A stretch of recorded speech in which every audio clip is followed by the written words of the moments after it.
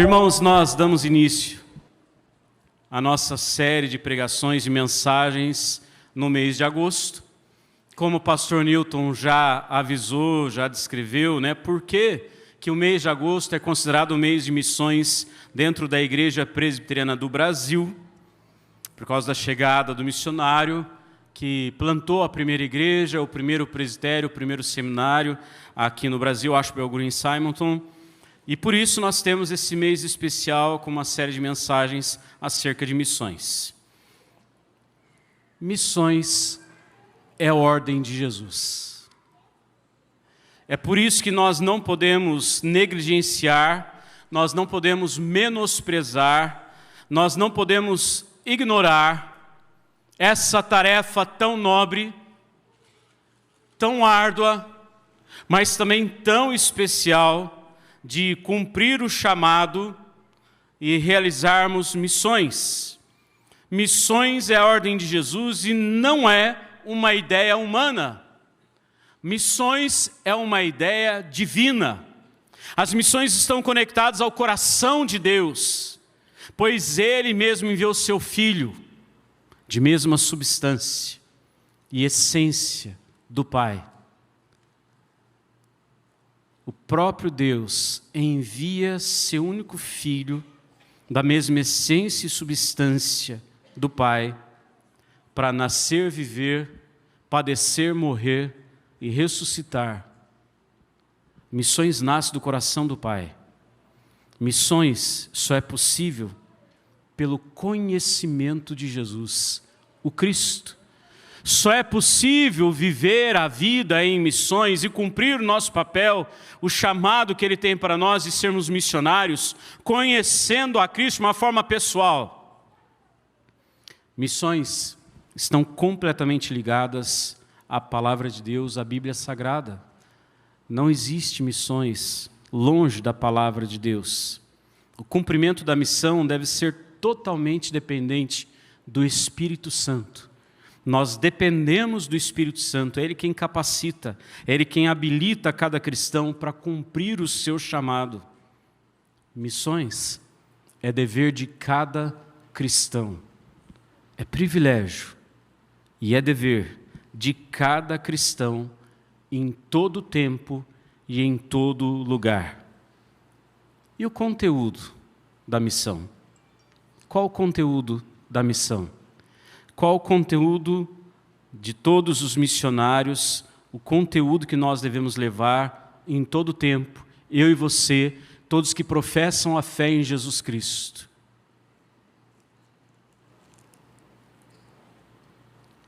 O Evangelho. Esse é o conteúdo das missões. E o que é Evangelho? São as boas novas. É a boa notícia de salvação. E essa boa notícia, ela não é freada. Essa boa notícia não pode ser estagnada. E ela não é impedida. Não há quem possa impedir o Evangelho de ser anunciado. De uma forma ou de outra, ele sempre será anunciado. Fique tranquilo. Se nos calarem, nós ainda teremos formas de revelar o Evangelho. O Evangelho pode ser visto na vida do cristão. O Evangelho pode ser lido na vida do cristão. O Evangelho pode ser interpretado pela vida do cristão. O Evangelho não alcança o objetivo humano pelo esforço humano. Aliás, o coração humano pelo esforço humano. O Evangelho alcança o coração humano por ação divina. É pelo mover do Espírito Santo em cada homem, em cada mulher, que o Evangelho entra dentro de nós. Falo isso porque hoje as pessoas, para não dizer as igrejas, têm anexado coisas ao Evangelho para que ele seja mais palatável aos ouvintes, para que ele seja mais saboroso para quem ouve. Mas o Evangelho é muito simples, meus irmãos. O Evangelho é extremamente simples. Todos nós aqui podemos dizer o que é Evangelho, resumir o Evangelho. Todo aquele que provou de Jesus Cristo conhece o Evangelho. E ele deve testemunhar, compartilhar. A mensagem do Evangelho, ela é objetiva, ela é direta. O coração só é transformado quando a ação do Espírito Santo não é pela nossa força, não é pela nossa vontade, não é pela nossa dedicação, mas é por ação do Espírito Santo. Com isso eu estou excluindo, o Evangelho exclui a participação homem, a participação humana? Não. A nossa participação é proclamar.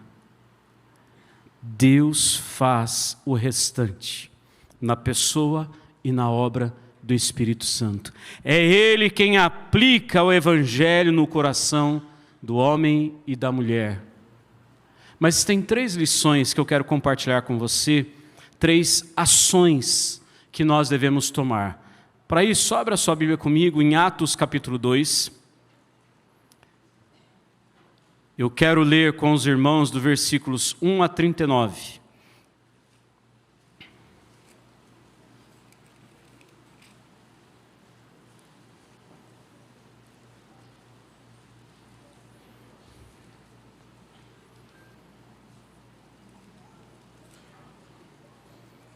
Atos 2, de 1 a 39.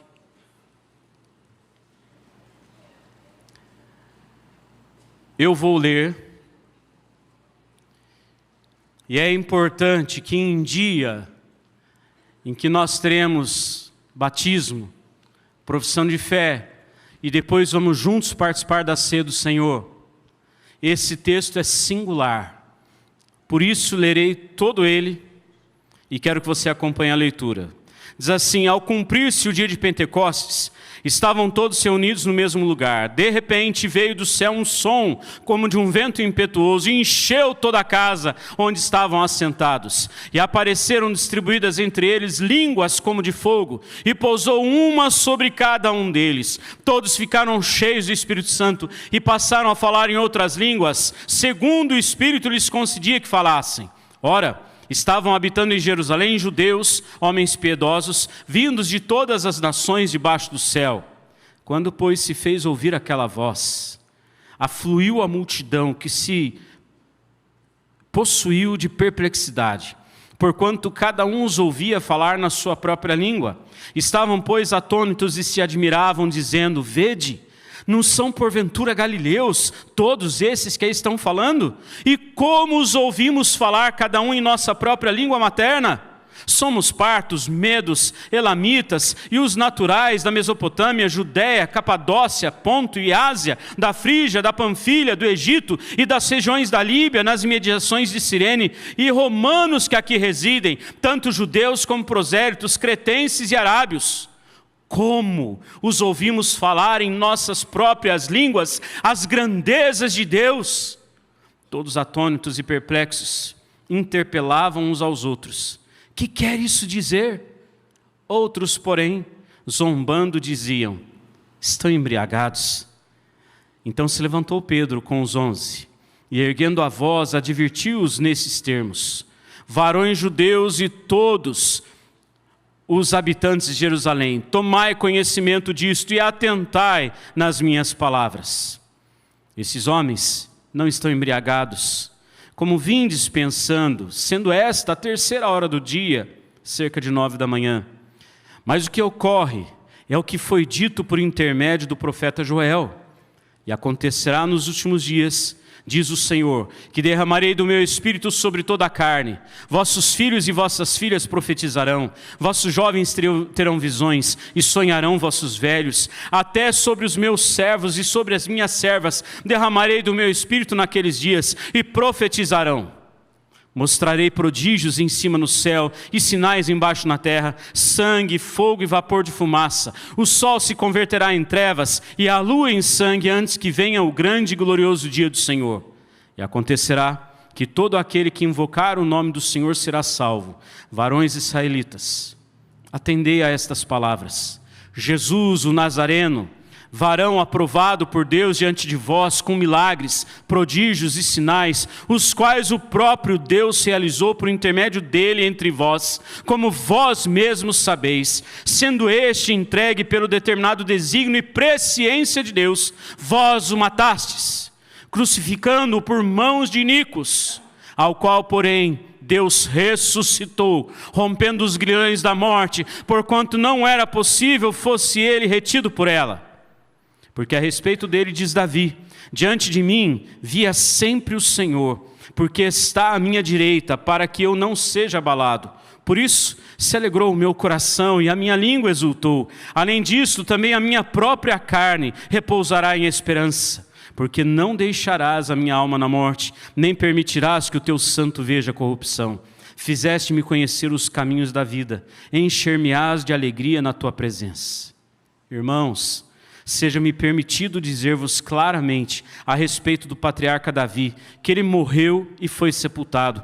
E o seu túmulo permanece entre nós até hoje. Sendo, pois, profeta e sabendo que Deus lhe havia jurado que um dos seus descendentes se assentaria no seu trono, prevendo isto, referiu-se à ressurreição de Cristo, que nem foi deixado na morte, nem o seu corpo experimentou corrupção. A este Jesus Deus ressuscitou, do que todos nós somos testemunhas. Exaltado, pois, à destra de Deus, tendo recebido do Pai a promessa do Espírito Santo, derramou isto que vocês que vedes e ouvis. Porque Davi não subiu aos céus, mas ele mesmo declara: disse o Senhor ao meu Senhor: assenta-te à minha direita, até que eu ponha os teus inimigos por estrado dos teus pés. Esteja absolutamente certa, pois, toda a casa de Israel, de que a este Jesus que vós crucificastes, Deus o fez Senhor e Cristo. Ouvindo eles estas coisas, compungiu-se-lhes o coração, e perguntaram a Pedro e aos demais apóstolos: que faremos, irmãos? Respondeu-lhes Pedro: arrependei-vos, e cada um de vós seja batizado em nome de Jesus Cristo, para a remissão dos vossos pecados, e recebereis o dom do Espírito Santo. Pois para vós outros é a promessa, para vossos filhos e para todos os que ainda estão longe, isto é, para quantos o Senhor nosso Deus chamar. Irmãos preciosos, esse é o resumo do Evangelho, da ação de Jesus, do sacrifício de Cristo, da operação do Espírito Santo sobre homens e mulheres, para converter e convencer os seus corações do pecado. Nós só estamos aqui, aqueles que creem em Jesus como único e suficiente Salvador, porque o Espírito Santo veio até nós e Ele nos convenceu, Ele transformou a nossa vida e o nosso coração. Eu passo a dizer para você por que o Evangelho é simples. E essa simplicidade do Evangelho chega até nós. E é pela sua simplicidade que nós somos transformados. E nós não precisamos agregar mais nada ao Evangelho, porque ele basta. Aliás, quando nós agregamos algo ao Evangelho, nós o deturpamos. Ele deixa de ser o Evangelho de Jesus Cristo. E a primeira ação do Evangelho, diante dessa simplicidade do Evangelho, eu vou seguir a ordem do texto em que ele nos apresenta, tá bom? Para ficar mais fácil. A primeira ação é: pregue o Evangelho. Pregue o Evangelho. Eu não preciso perguntar aqui quantos são pregadores e pregadoras do Evangelho. Porque eu entendo que todo homem, toda mulher de Deus é pregador e pregadora do Evangelho. É alguém que compartilha o Evangelho. É alguém que compartilha de Jesus Cristo. Lembre-se, o Evangelho é simples. Não complique. Não precisa complicar. E se tem gente passando receita de coisas complicadas, deixa isso de lado, porque o Evangelho é simples. Cristo foi anunciado desde o início. Já havia o propósito, o plano eterno divino de que nós estivéssemos aqui hoje. Você crê nisso? Eu sei, a maioria ficou na dúvida, eu vou perguntar de novo. Você acredita que Deus já havia determinado que nós estaríamos aqui hoje, então você também acredita que a obra de Cristo na cruz do Calvário já estava determinada desde a criação, ou antes da criação, como você achar melhor. Não foi um plano B, não foi para remediar o erro de Adão e Eva, o pecado, a queda deles. Isso tudo já havia sido determinado. Em Gênesis 3,15, nós vemos ali o que é chamado de proto-evangelho, já um anúncio da obra de Jesus Cristo. Quando Deus fala para a serpente: porém inimizade entre ti e a mulher, entre a tua descendência e o seu descendente, este te ferirá a cabeça e tu lhe ferirás o calcanhar. Já estava falando da obra de Jesus Cristo, que venceria a morte na cruz do Calvário, que não seria detido no túmulo, mas que ressuscitaria e voltará para nos buscar. Tudo já estava anunciado, tudo já estava preparado para que nós vivêssemos esse tempo. E o tempo que vier, tudo já estava preparado. O Antigo Testamento anuncia a Jesus Cristo. Davi escreve, como nós lemos, salmos e salmos messiânicos, anunciando que, conforme Deus o havia declarado, o Messias seria o seu descendente. Todo o Antigo Testamento aponta para Jesus. Todo o Antigo Testamento aponta para Jesus. O Evangelho começa no anúncio da vinda de Cristo, desde o Antigo Testamento. Passa pelo seu nascimento, a sua obra, o seu sacrifício, sua morte, sua ressurreição e a sua ascensão ao céu. Irmãos, o Evangelho é simples. O Evangelho é simples. O Evangelho é o próprio Senhor Jesus. É vida e obra de Jesus. Por isso você deve pregar o Evangelho. Pregue com a sua vida, pregue com a sua boca, com palavras. Escreva, digite, fale do Evangelho. Prega a palavra, insta, quer seja oportuno, quer não. Corrige, repreende, exorta com toda longanimidade e doutrina. É o que o apóstolo Paulo fala para Timóteo em 2 Timóteo 4,2. Isso significa que você não deve se preparar? Não, não é isso. Você deve preparar, você deve se preparar, você precisa. Mas fica comigo, a urgência do Evangelho não pode ser descartada. O Evangelho é para hoje. O Evangelho é para agora, não é para amanhã. Pregue o Evangelho hoje. Para onde você vai? Depois que nós terminarmos esse tempo, se sairmos daqui, para onde você vai? Você podia dizer: eu vou pregar o Evangelho em casa, eu vou pregar o Evangelho na pizzaria, eu vou... e por aí vai. Tenha por objetivo pregar o Evangelho hoje. Todos os dias, porque a necessidade é urgente. Nós não podemos adiar o chamado de Deus para você e para mim. Nós que professamos a fé em Jesus Cristo, não é para amanhã, não é para depois, não é para depois que eu fizer isso, aquilo. A pregação, a necessidade de testemunhar de Cristo é para hoje.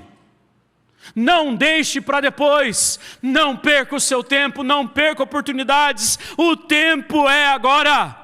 Enquanto você prega, enquanto você testemunha, enquanto você fala de Jesus, estude a palavra, dedique-se no conhecimento da palavra, conheça da teologia. Ela vem para nos auxiliar, para nos ajudar na pregação do Evangelho.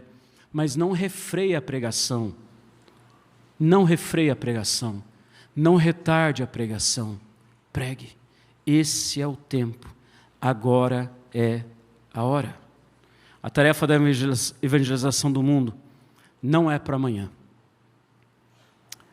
Então imagine a tarefa da evangelização da sua casa.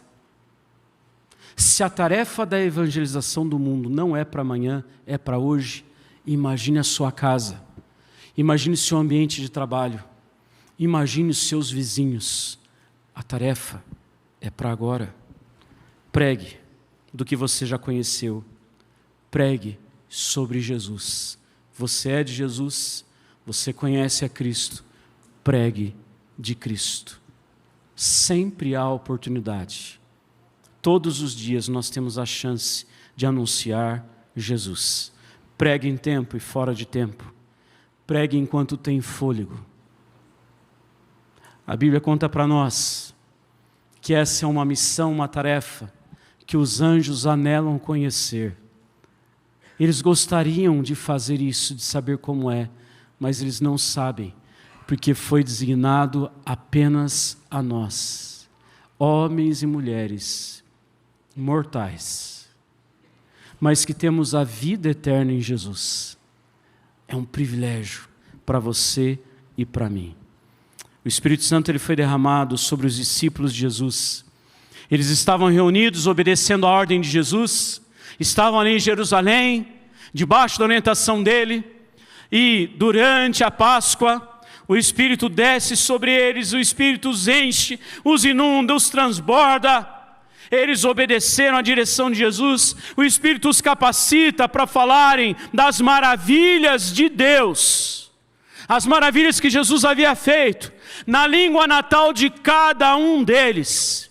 E as pessoas passam a ouvir essas maravilhas, e diz o texto que eles ficam assustados com isso, não entendendo, eram pessoas comuns, gente que não sabia naturalmente a língua de cada um deles. Alguns zombaram, disseram que eles estavam bêbados às 9 da manhã. Então Pedro se levanta e começa a pregar. Ele fala das profecias de Joel, de Davi, e ele conta do homicídio que eles cometeram. Todos eles cometeram, condenando à cruz um inocente, Jesus, o próprio Filho de Deus. Ele apresenta a verdade para eles. Pregue o Evangelho. Segunda lição que eu compartilho com você, a ação diante da simplicidade do Evangelho. Responda ao Evangelho. Dê uma resposta ao Evangelho. Você fechou sua Bíblia aí? Pode abrir de novo, Atos 2, versículo 38. Atos 2, 38. Eu vou começar e vocês continuam. Respondeu-lhes Pedro: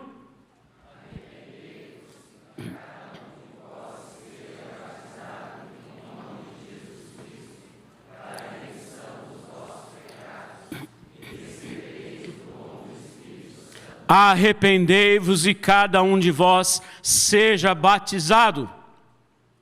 Sem arrependimento de pecados não há conversão. Não há conversão se não há mudança de vida. Não há conversão se não encontra essa realidade da necessidade de parecer-se com o Pai. Por isso, seguir o caminho de Jesus, indispensável. Essa mudança, esse arrependimento. Você precisa responder ao Evangelho. As pessoas precisam responder ao Evangelho. Esse arrependimento, ele é causado pelo reconhecimento de que você e eu somos responsáveis pela morte de Jesus. Nós o condenamos à cruz. Os nossos pecados o condenaram à cruz do Calvário. Essa ira de Deus estava sobre nós, por sermos pecadores. Mas Ele mesmo desvia a sua ira e a desloca para Jesus, Filho de Deus, que morre na cruz do Calvário e derrama o seu sangue por nós, para nos libertar, para nos salvar. Ele desvia o seu furor e ele é derramado sobre Jesus. O sangue foi derramado. Sangue inocente, sangue do Deus que se fez homem, sangue do Salvador e Senhor da nossa vida. Pregue o Evangelho. O Evangelho é simples. Responda ao Evangelho com arrependimento e batismo. Responda ao Evangelho com arrependimento e batismo.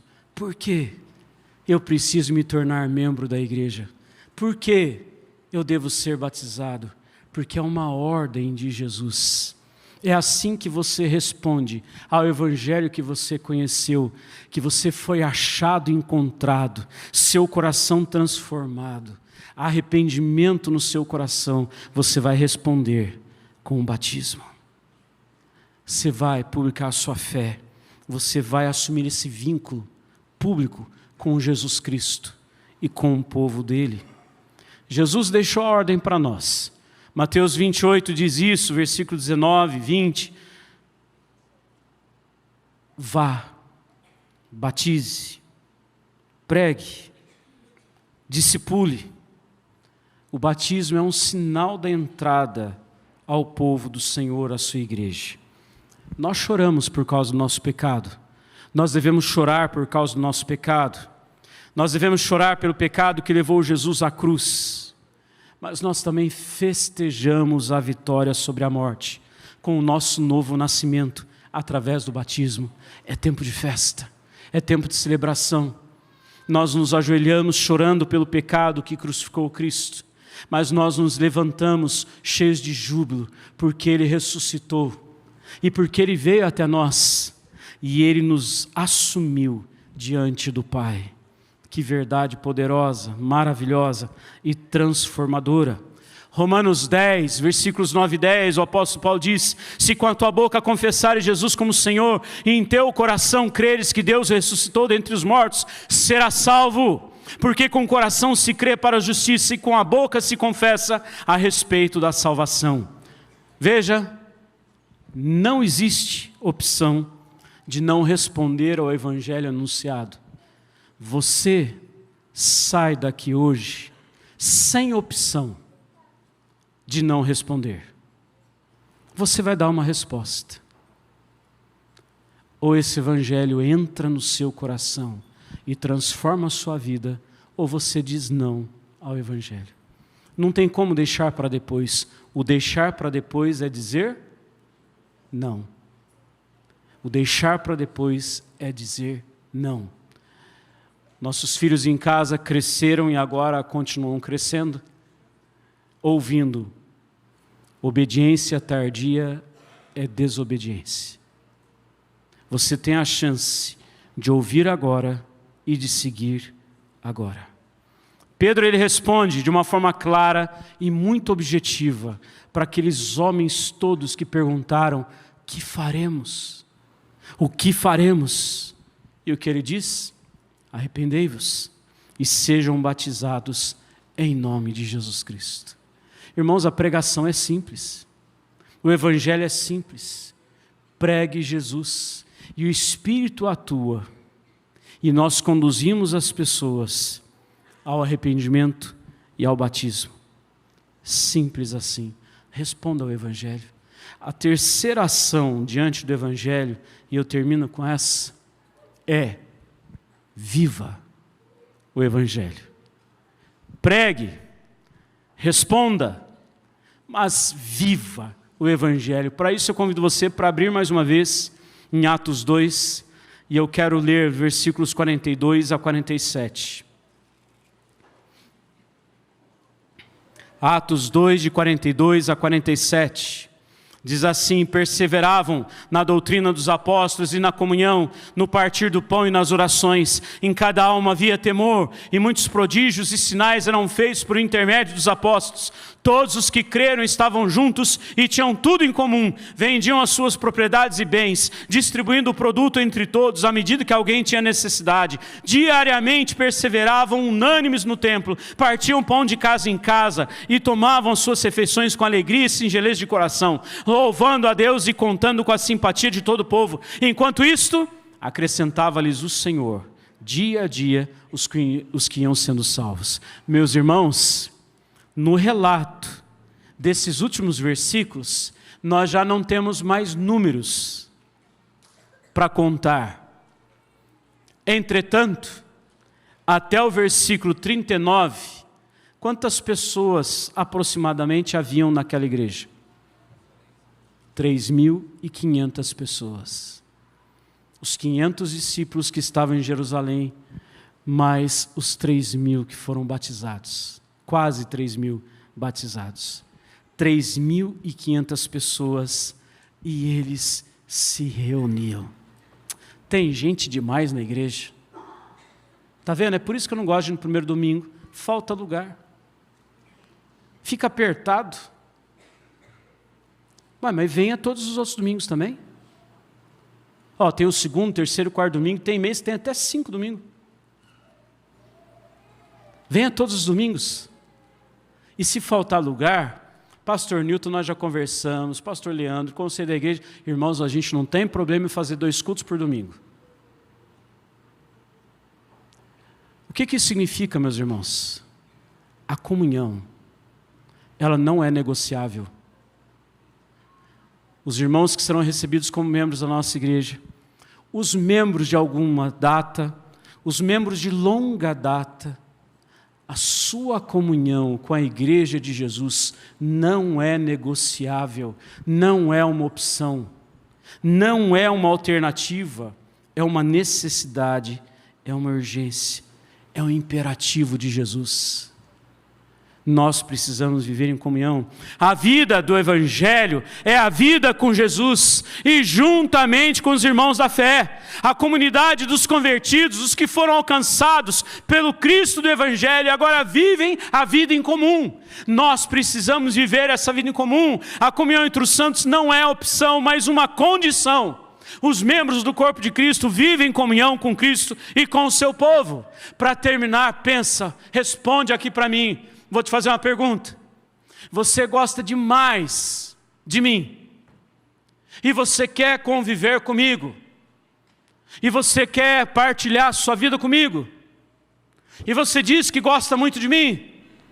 E você gosta de me ouvir. E você gosta de ser também, de que eu te ouça. De fazer refeições juntos. E que coisa linda, uma boa amizade, não é verdade? Mas aí você vira para mim e fala assim, só tem um detalhe, os seus filhos eu não quero.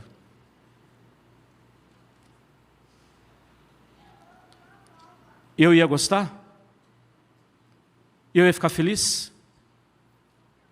E eu ia querer conviver com você se os meus filhos não pudessem participar dessa comunhão? E por que tem gente que fala isso para Deus? Por que tem gente que vira para o Pai Eterno, Todo-Poderoso, e diz assim, aqueles seus filhos ali, não. Deu para entender? A comunhão entre nós não é opcional. Não é opcional. É um imperativo. Aqueles que nos assistem pela internet, se você é enfermo, acamado, idoso, não tem como vir à igreja, Deus te abençoe em nome de Jesus. Que Deus te sustente, guarde e fortaleça. Aqueles que estão em viagem, Deus abençoe em nome de Jesus. Aqueles que não vieram porque estão em trabalho, Deus abençoe em nome de Jesus. Os demais, seu lugar é aqui. Ô gente, fala amém bem alto para eles ouvirem. Vocês acreditam nisso? Domingo que vem, estamos juntos. 18h30, 10 da manhã, quarta-feira, 19h30. Nós vamos orar, interceder juntos aqui, adorar o Senhor juntos, porque a comunhão não é opção, é um imperativo. Ela é uma condição para o cristão. Glória a Deus por isso. Glória a Deus por esse evangelho que é simples e que chega até nós. Eu quero convidar o pastor Newton, pastor Leandro. Nós seremos conduzidos nesse tempo de batismo e profissão de fé. Tempo de festa. Desfrute da presença de Jesus. Desfrute do mover dele no nosso meio. Tempo especial demais. Tempo de chorarmos de alegria. E você que ainda não assumiu um compromisso com Jesus e com a igreja de Jesus, talvez tenha chegado o tempo. Você pode nos procurar. Nós vamos conversar, orar com você. Você será preparado, discipulado, treinado para saber o que é a vida com Cristo e viver essa vida intensa e profunda com Ele. Deus abençoe em nome de Jesus.